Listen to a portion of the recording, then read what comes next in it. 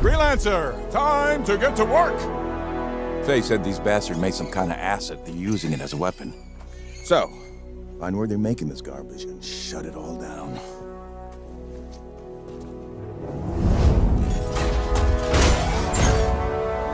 So the EA press conference just ended and Bioware showed off more Anthem footage, and good God almighty, Tom Cruise, oh born for soul, this game looks beautiful. Now members from the Bioware team actually came out on stage and gave us a bigger, broader, much clearer picture of what this game is bringing to the table. And how about you guys? I was pleasantly surprised. The thing I like the most is their focus is storytelling. How to have that perfect balance of storytelling in a multiplayer world. So they plan to accomplish this by creating a living, breathing, just beautifully dynamic open world where players can share each and every experience with their friends. With their all world my story overarching features, players will be able to group up for missions, all the while experiencing the exact same thing at the exact same time, from raging storms, night and day cycles, to other huge world-changing dynamic events. Players will also be able to retreat back to their strongholds, as Fort Tarsus in this case, where you could turn in rewards and progress within your own story missions.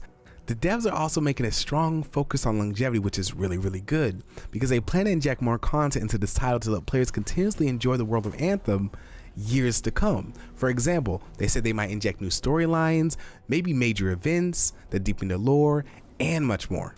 The team also revealed to us what the game's about. I mean, everybody wants to know.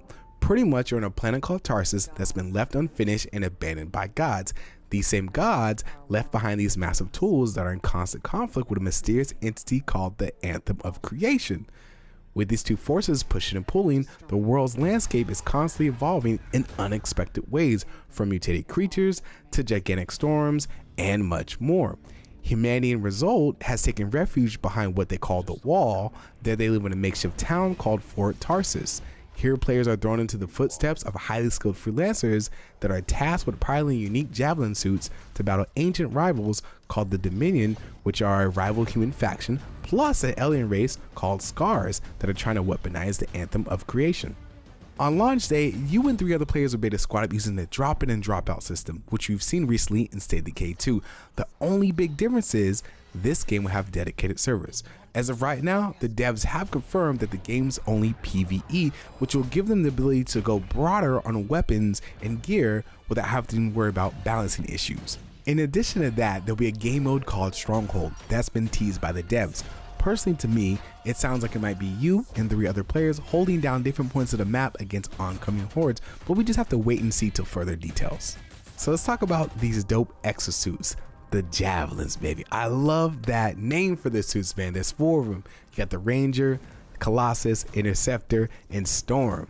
Each suit has its own abilities and battle capabilities. The Ranger is up close and personal, well-rounded combat machine that you get in your enemy's face and deals some damage. The Colossus is the big boy group, the heavy tank, you know what I mean? It pretty much deals massive amounts of damage from its shoulder-mounted mortar cannons and its high-powered weaponry. Alright, then you have Storm. Storm seems to be the glass cannon with light armor and the ability to warp in and out of the battlefield. The Interceptor, on the other hand, there's not a lot of details centered around that mech suit, but I assume from the appearance, it's nice, agile, quick, so it could probably get in, do some burst damage, and get out. So when it comes to these javelin suits, you'll be able to customize them. You'll be able to customize the weapon loadout and your cosmetic gear.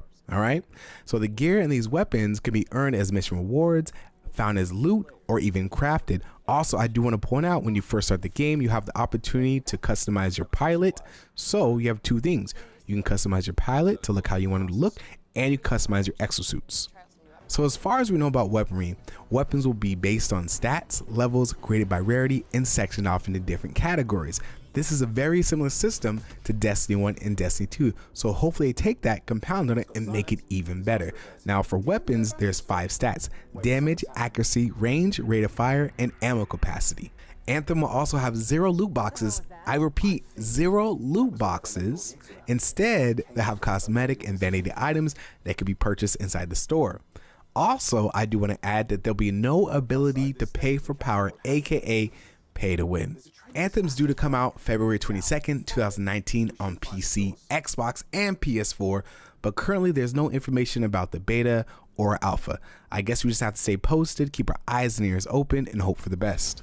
Is Anthem turning out to be everything you thought it would be? Are you disappointed? Are you excited? Do you look forward to playing it? Let me know down below in the comment section.